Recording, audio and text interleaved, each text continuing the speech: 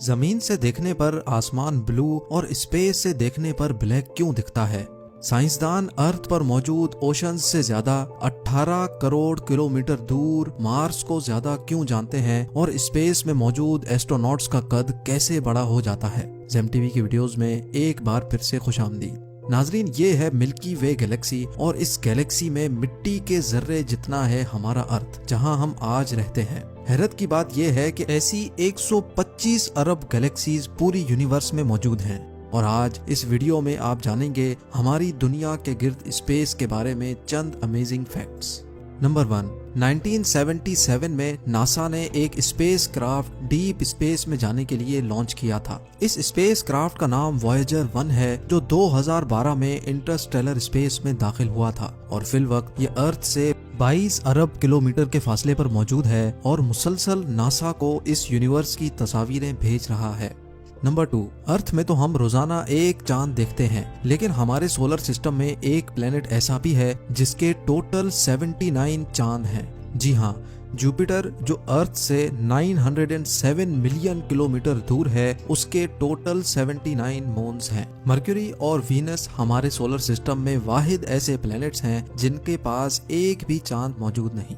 Number 3, science के मुताबिक अर्थ पर इंसान आज से 50 लाख साल पहले आया था, लेकिन हमारा सोलर सिस्टम इंसान के आने से भी 450 करोड़ साल पुराना है। नंबर 4, माउंट एवरेस्ट हमारी दुनिया का सबसे ऊंचा पहाड़ है, जो दुनिया की सबसे ऊंची बिल्डिंग बुर्ज खलीफा से 10 गुना ज्यादा बड़ा है। लेकिन हैरान कर देने वाली बात यह है कि माउंट एवरेस्ट से भी 3 गुना ज्यादा बड़ा एक पहाड़ मार्स पर मौजूद है, जो ओलंपस मॉन्स के नाम से जाना जाता है। नंबर 5, लाइट की speed 180 crore kilometre per hour है। अगर कोई चीज इस स्पीड से स्पेस में 1 साल तक ट्रेवल करती रहे और 1 साल बाद वो जितना भी डिस्टेंस तय करेगी, उसको 1 लाइट ईयर बोला जाता है। नंबर 6, हमारा अर्थ मिल्की वे गैलेक्सी का हिस्सा है और ये गैलेक्सी 1,05,700 लाइट ईयर्स जितनी बड़ी है और ऐसी 125 अरब गैलेक्सीज पूरी यूनिवर्स में मौजूद हैं, जिनका अभी तक हमने सुराग लगाया है।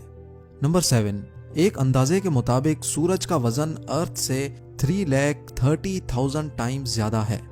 नंबर 8, टोटल 11 लोगों ने चांद पर कदम रखा था। नासा के मुताबिक चांद पर उनके जूतों के निशान अभी तक मौजूद हैं और कभी भी नहीं मिटेंगे, क्योंकि चांद पर हवा मौजूद ही नहीं है जो निशानात को मिटा सके। नंबर 9, अगर किसी इंसान का वजन जमीन पर 80 केजी है तो मार्स पर जाने के बाद उसका वजन 60% कम यानी सिर्फ 48 केजी रह जाएगा, क्योंकि मार्स पर अर्थ के मुकाबले में कम ग्रेविटी है। नंबर 10, अर्थ पर एक दिन पूरे 24 आवर्स का होता है, लेकिन मार्स पर एक दिन 24 आवर्स 39 मिनट्स और 35 सेकंड्स का होता है। इसी तरह अर्थ पर एक साल 365 डेज का होता है, लेकिन मार्स पर एक साल 687 डेज का होता है। क्योंकि अर्थ के मुकाबले में मार्स सूरज से ज्यादा दूर है, तो उसको सूरज के गिर्द गोल चक्कर लगाने में ज्यादा टाइम लगता है। नंबर 11, चांद का डायामीटर 3,474 किलोमीटर्स है। इसका मतलब यह है कि अगर चांद अमेरिका में फिट होना चाहे तो आराम से हो सकता है, उसके बावजूद भी अमेरिका में बहुत जगह बच जाएगी। नंबर 12, समंदर में ऊंची लहरें हवा चलने की वजह से नहीं बनती, बल्कि चांद की वजह से बनती हैं, क्योंकि चांद की ग्रेविटी अर्थ पर मौजूद पानी को अपनी तरफ खींचती है। नंबर 13, प्लूटो साइज में इतना छोटा है कि वो इंडिया में भी फिट आ सकता है। नंबर 14, सर के बाल तो शायद काउंट करना मुमकिन हो, लेकिन आसमान पर कितने सितारे हैं ये काउंट करना पॉसिबल नहीं है। साइंसदानों के एक रफ एस्टीमेट के मुताबिक पूरी दुनिया में रेत यानी सैंड के जितने भी जर्रात मौजूद हैं, उससे भी ज्यादा स्टार्स स्पेस में मौजूद हैं। Number 15, international space station space में मौजूद इंसान की बनाई हुई सबसे बड़ी और महंगी चीज है। नंबर 16, स्पेस में किसी भी लिक्विड को फ्री छोड़ा जाएगा तो वो अपने आप स्फेयर बन जाएगा।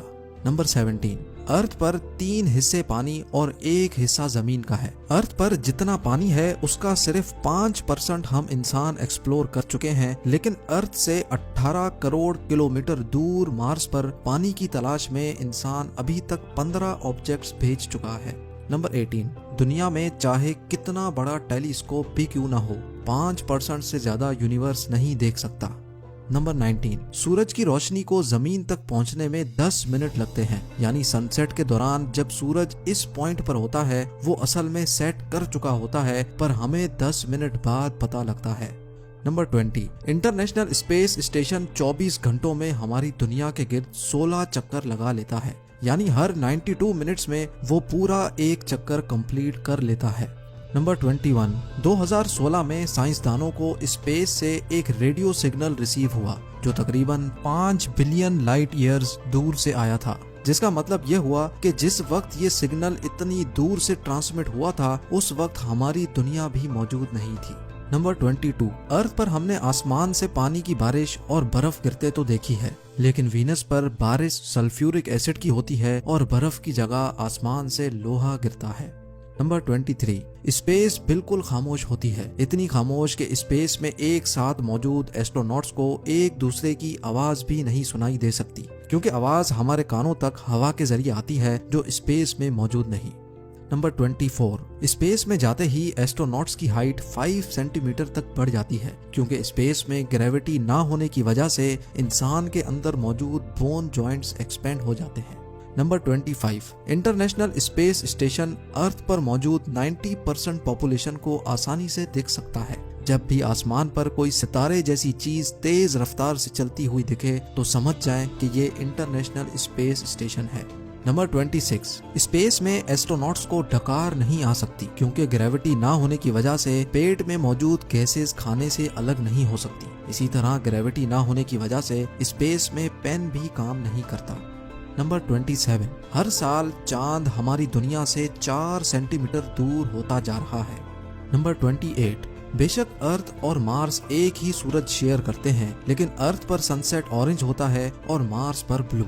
नंबर 29, स्पेस में बेशुमार एस्टेरॉइड्स घूम रहे होते हैं जो अगर हमारी दुनिया में दाखिल हो जाएं तो बहुत नुकसान पहुंचा सकते हैं, लेकिन एक ऐसा प्लेनेट है जो हमारी अर्थ पर आने वाले एस्टेरॉइड्स को अपनी तरफ खींचकर हमें महफूज रखता है, और वो प्लेनेट है जुपिटर, जो हमारे सोलर सिस्टम का सबसे बड़ा प्लेनेट है और अपनी ग्रेविटी की वजह से ज्यादातर एस्टेरॉइड्स को अपनी तरफ खींच लेता है। नंबर 30, हमारी दुनिया में जमीन पत्थर और मिट्टी से बनी हुई है, लेकिन हमारी दुनिया से 40 लाइट ईयर्स दूर एक ऐसा प्लेनेट मौजूद है जहां मिट्टी और पत्थर की जगह सिर्फ डायमंड्स ही डायमंड्स हैं, और इस प्लेनेट को सुपर अर्थ का नाम दिया गया है। जमीन से देखने पर आसमान ब्लू और स्पेस की पिक्चर्स में ब्लैक दिखता है, क्योंकि लाइट 7 कलर से मिलकर बनी होती है। जब सनलाइट अर्थ के एटमॉस्फेयर में दाखिल होती है तो ब्लू कलर अपनी छोटी वेवलेंथ की वजह से अर्थ के एटमॉस्फेयर में मौजूद गैसेस से टकरा जाता है, जिसकी वजह से ब्लू कलर की लाइट आसमान में फैल जाती है और इस वजह से हमें आसमान ब्लू दिखता है। रात के टाइम पर जब सूरज मौजूद नहीं होता तो हमें आसमान का असल कलर देखने को मिलता है। उम्मीद है जेम टीवी का ये एपिसोड आप जरूर लाइक करेंगे। आप लोगों के प्यार भरे कमेंट्स देने का बहुत बहुत शुक्रिया। मिलते हैं अगली शानदार वीडियो में।